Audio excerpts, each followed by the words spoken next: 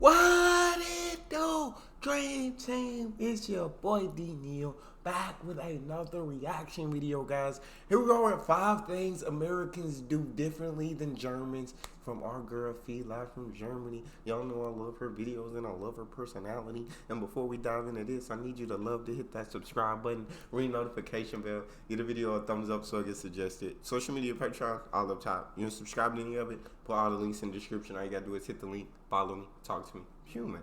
I talk back. If you guys got a favorite video suggestion, you can subscribe to Patreon or drop it in the comment section. What we got, Felicia? Writing, sleeping, and even saying hello? Before I came here, I had no idea Americans did this differently than Germans. Hallo, servus, and welcome back to my YouTube channel. My name is Felicia and I'm a German living in Cincinnati, Ohio. So some of you may already know this, but I was born and raised in Germany, in Munich to be precise. I went to high school there and to college, and I didn't come to the US until 2016 when I came here for an exchange semester during my undergrad. After that, I returned to get my master's here, and now I'm here as a permanent resident. So I've been living here for about 3 years now. And during those 3 years, there have been a lot of occasions where I was really confused because I noticed that my American friends do certain things differently than me and what I was used to from Germany. Some of those things I noticed pretty soon after just being here for a few weeks, but then other things I didn't actually find out about until after a year. For this video, I tried to limit my list to 5 things, but I actually have a lot more to share on this topic, so if you guys like this video, make sure to give it a thumbs up and let me know whether I should make a part 2 on this. So here are 5 things that I noticed Americans do differently than Germans. Handwriting. For some reason, Americans have different handwriting than Germans. And this is something that I didn't really notice until like a year after I first came here. Because whenever I saw someone's handwriting, which is kind of rare nowadays, it never occurred to me that that's how all Americans did it. I just assumed that that's that particular person's way of writing things. But no, it turns out that all Americans do it like that. And I'm glad that I found out, because now I always try to write the same way that Americans write, especially when I fill out forms or something, because I want to avoid any kind of confusion, especially with my phone number and my address, because these differences especially regard numbers. Here are a few examples. In Germany, this is how I always wrote my 1, with this long line starting at the bottom, and I think this is how most Germans do it, or some make a slightly shorter line. Americans, on the other hand, write their 1 like this, or they write it like this with a serif. The 4 looks like this in my handwriting, but I just learned last week that apparently some Americans do it differently. I teach German to first graders once a week, and they actually complained about it to me and told me that this is how you properly write a 4. I feel like I haven't seen that difference a whole. That's almost the same, except over here, I guess it's kind of leaning more towards it's kind of curving more, whereas this is straight up. You can write. There's a couple ways you can write 4. That one difference is kind of a big difference though. Like, that's definitely a lot different than our 1. That's interesting. Told me that this is how you properly write a 4. I feel like I haven't seen that difference a whole lot though, so to my American viewers, how do you guys write a 4? Then Germans usually write the 7 like this with a line through the middle, while a lot of Americans just write it like this without one, which can be kind of confusing to a German because this kind of looks like a German 1. And last but not least, a lot of Americans complain that the German 9 looks like a G. I've heard this so many times because Germans write their 9 like this, while Americans do it like this. And that's how I try. That's a G, man. Yeah, but to us, that definitely looks like a G. If I saw you write that, I would just assume G. In America, Germans write their 9 like this, while Americans do it like this. And that's how I try to do it now too, especially when I write something that other people are supposed to read. So just an example, this is how I write my birth year when I'm in Germany, and this is how I write it when I'm in the US. Oh, I got now, regarding I I can understand that. They do kind of look like G's, but 1994, I can understand that. When I'm in Germany, and this is how I write it when I'm in the US. Now, regarding letters, most Germans write their Z with a line in the middle, while a lot of Americans don't do that. And a lot of Americans write their capital I's or J's with a serif, while Germans usually do it like this most of the time. Or we may even write it in a completely different way, because all Germans learn cursive in school, and from what I remember, it was also mandatory to use it until at least 4th grade, or it may have been even longer. After graduating, Germans usually don't use cursive anymore, but a lot of them keep certain elements from cursive in their everyday handwriting. And it's often crazy because we were required to learn German. I mean, not German. We were required to learn, when I was in school, we were required to learn cursive. They just stopped that, I feel like, recently. They just stopped that like 10 years. They just stopped the cursive stuff, but when I was in elementary school, like, we had to practice cursive. A lot of them keep certain elements from cursive in their everyday handwriting. And it's often the capital letters, so a capital I would look like this, which could be kind of confusing if a German writes something in English and then the word I always kind of looks like a J. Or some people use the cursive capital K, L, or other letters. And related to this, there's another everyday difference regarding school. I'm not sure if this is the same in all Germany, but when I went to school, we only used a pencil in 1st grade, and then starting in 2nd grade, we were required to use a fountain pen all throughout elementary school. And then I think in 5th or 6th grade, we were allowed to use a ball pen. But pencils weren't really something people would write with in school, and filling out an exam with a pencil is actually usually not allowed because it's hard to read and it's also easy to manipulate afterwards. In the US, however, most students write with pencils in school, even on exams, but I'm not sure if that's something that's required in school or if it's just very common to do. And one thing that I had also never seen before I came to the US is this little thing. And this is something that you'll find in almost all American classrooms, even college classrooms. And it's a pencil sharpener attached to the wall. Yo, definitely gotta have the pencil sharpener. But yeah, I guess we just find it easier to erase any mistake we made. You just erase it.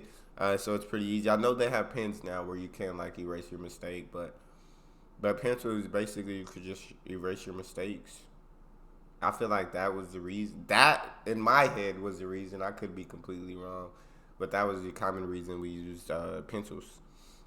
And then we had to, like, grade, but it was graded in pen, so you couldn't, I guess you could cheat and erase and put the real answer, but unless if the teacher graded it, you couldn't do that. If she let other students grade your paper, they can help you out. Talk to me. And it's a pencil sharpener attached to the wall. The second thing that Germans and Americans do differently a lot, and of course this doesn't apply to all Germans and all Americans, but it's definitely a pattern that you can observe a lot, is how people say hello and goodbye to each other. In general, I would say that Americans are more individual than Germans.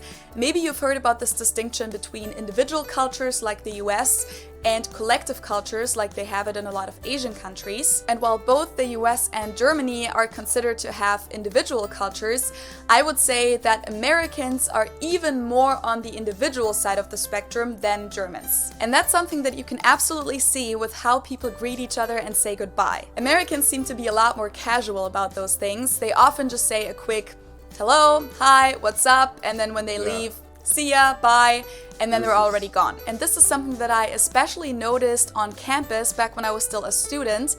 German students love to walk around in groups, and when they have to split up, they'll often say something like, have a great time in your next class, and I'll see you tomorrow in blah blah blah class, or something specific like that. So here in the US, whenever I was walking in the same direction as a classmate I was friendly with, I would naturally walk with them. And sometimes it happened that that person wouldn't even realize that I tried to do that because they weren't used to it. or they would just randomly say bye in the middle of the conversation. So when you walk together and talk about something and then have to split up, in Germany, people would stop and try to wrap it up as quickly as possible and then say goodbye, while in the US, it often happens that people don't even stop and just say goodbye in the middle of the conversation and walk away. And you'll notice the difference even more when you're in a social group, like at someone's birthday dinner, for example. In Germany, when a new person joins the group, it's common that they go around and say hi to everyone individually, often by hugging them, while in the US, it's often just a quick hi to everyone. And it's the same with goodbyes in Germany. If the group isn't too big, you'll say goodbye to every single one and again hug them in a lot of cases. Neither of the two behavior patterns are better or worse in my opinion. They both have their pros and cons. But if I had to describe this to a German, I'd probably say that Americans kind of get together and separate almost like a cloud of mosquitoes in a pretty loose way, while in Germany there seems to be more commitment involved. Yeah, she ain't lying about that. Yeah, when we leaving, I'm like, all right, guys, I'll catch y'all later. And I'm out. You know what I'm saying? When I arrive, hey, what's up? How everybody doing? But it's not like individual hugs and handshakes for everyone. Unless they like my bros, then I go around, clap everybody's hands. But other than that, yeah, it's not like individual hugs and handshakes for everyone. And when you leave, it's not like individual goodbyes. It's just like, catch y'all on the flip side. But she understood America so well after a short time. Like, all her videos, she definitely has a great understanding of how Americans do a lot of things. While in Germany, there seems to be more commitment involved.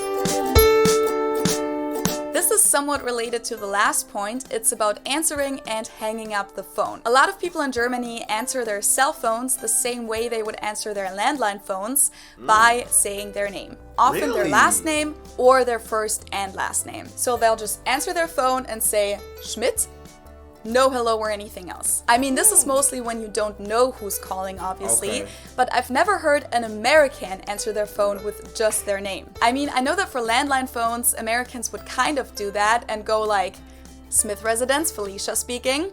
But I'm not even sure if people still do that now. I only know that from movies. When it comes to hanging up, I feel like Americans often sound super short and almost kind of mean, which is funny because Americans overall are a lot more friendly and open than Germans. But when it comes to hanging up the phone, Germans often do the same spiel as we do in real life, where we sum things up first, then we exchange good wishes, then we talk about when we'll see each other again, and then we'll sing tschüss, or another way of saying goodbye, into the phone, which is also the way that Germans say tschüss in real life, by the way. We always sing it, and that's also how I do it in my videos, actually. In the US, a lot of people just say bye in this kind of angry sounding tone, and I know they don't mean anything bad by it, it's just their normal tone, but compared to the rest of the culture, it really kind of threw me off in the beginning. Especially when you hear someone talking to their mom or something and it's really loving, and then they go, oh, thank you, love you too, mom. Okay, bye. Definitely a difference.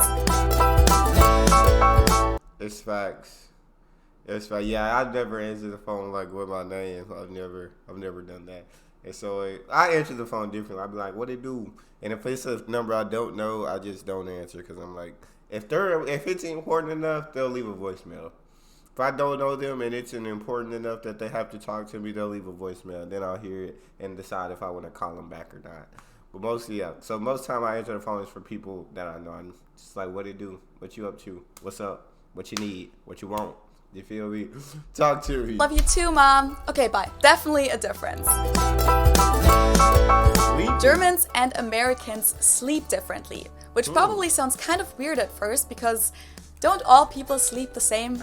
But no, apparently they don't. First of all, there are a lot of differences between German and American beds, but the thing that threw me off the most in the beginning was this whole tucking in thing. Americans really like it to tuck in their sheets or their comforter into the bed, like underneath the mattress, and then sleep in it like in a cave or something. To Germans, my girlfriend loves that, and I'm like, it's just too much work for me. If you see my videos, you know that I'm more of a lazy guy. Like, I don't even want to make the bed, like, cause so I live by myself right now. When my girlfriend's over, we gotta make the bed every morning. But by myself, I leave it till I hop back into it. I just leave it a mess until I hop back into it. But yeah, like, it's a lot of people who just like to tuck it in and do all that work, and I'm like, that's just not me, I guess. Underneath the mattress and then sleep in it like in a cave or something. To Germans, that's just such a nasty habit. We literally hate that collectively as a society because we actually like it the other way around. We love wrapping our comforter around our feet and all around ourselves. So the first thing we do when we see a bed with tucked in sheets, we'll pull them out. And this is actually very well known in the hotel business. I've heard that a lot of housekeepers here hate German tourists because we always mess up the bed entirely and then they have to tuck in the sheets again and then we'll just pull them out again the next day. And even though I've been here for a while now and I have adapted in a lot of different ways to the US, I honestly don't think I'll ever start liking that. Americans even say I'll tuck you in to a kid when they bring them to bed, and there isn't even a German translation for that, for tuck in that sense. So that's how much this isn't a thing in Germany. A few other things about sleeping habits is that German beds usually have a slatted frame with a mattress on top instead of a box spring. And they're often a lot lower than American beds. We usually have comforters and pillows with duvet covers that we can take off and wash regularly instead of quilted comforters or a blanket with sheets. A lot of Germans use square pillows. I personally don't, but a lot of Germans do. And big double beds usually have 2 twin mattresses in the big frame, and a lot of couples have separate comforters instead of sharing one. And regarding that double mattress and double comforter thing, I personally definitely prefer the American way. Now, before I share the last point with you guys, that one's very interesting. I've never seen that. It's like a big bed, but it's like 2 different beds. It's like, and then 2 different comforters. No, in American, you like to cuddle up. I guess. Yeah, I like to cuddle up, share that body heat, give me some of that body warmth, because I be needing it, because I get cold easily. But keep it going. We're probably going to skip this part. I personally definitely prefer the American way. Now, before I share the last point with you guys, this is for everyone who wants to learn German or another second language. I have a voucher code for everyone who doesn't want to invest years in this, but who wants to learn a language really quickly. So you'll definitely find classes that fit.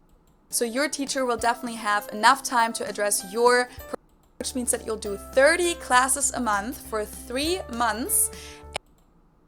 For 3 months, Lingoda will refund your tuition fee in full. There we go.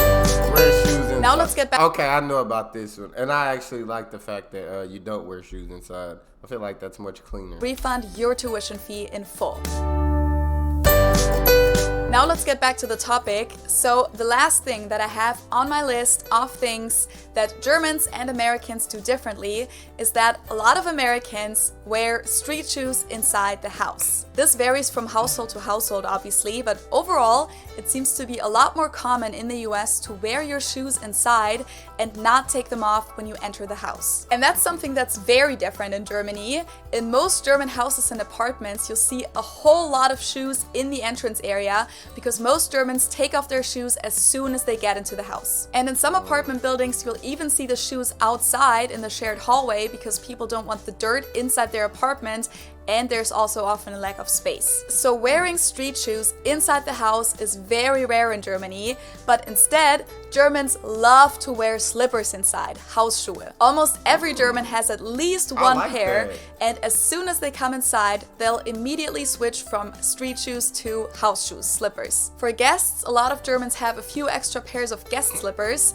and as a kid, I also had a pair at kindergarten and then later at elementary school. So we would change into slippers before we entered the classroom. And when I went to a friend's place as a kid, it was very common to bring your own pair of slippers with you to wear at their place. And this is something where I guess I was never fully German at heart because I never really liked that concept, and I stopped wearing slippers pretty soon when I grew up. I mean, I like to wear thick socks, but I don't really like wearing shoes inside the house at all. And if I do, it'll be my street shoes. So when I came to the US, I really felt like I was in good company here. That was the list. On that, I do enjoy like wearing my street shoes, but I like it more the fact that it's more clean. It keeps the house more clean for you to take off your street shoes when you come inside. Either put on some slippers or just like not wear shoes inside. I think that's more clean that way, so I do appreciate that. Yes, I really felt like I was in good company here. That was the list for today of things that Germans and Americans do differently. I really hope you guys enjoyed this video, and if you'd want me to make a part 2 about this, don't forget to give this video a thumbs up. And of course, I want to hear what you guys think about these topics that I mentioned, and if you have maybe made any similar experience with them. So if you have anything to share, make sure to leave me a comment below. If you like what I do on my channel, don't forget to subscribe for free. And also activate the bell to get notified whenever I upload a new video. Follow me on Instagram, and I hope I'll see you next time. Cheers! Video so dope. That's all we got for this one, guys. If you guys got a favorite video suggestion, you can subscribe to Patreon or drop it in the comment section. Subscribe to the channel, ring notification bell, get a video a thumbs up so it gets suggested. Social media and Patreon all up top. You want to subscribe to any of it? Put all the links in the description. All you gotta do is hit the link, follow me, talk to me. Love talking to you guys. You guys are the most incredible team on YouTube. It's your boy D Neal. Out.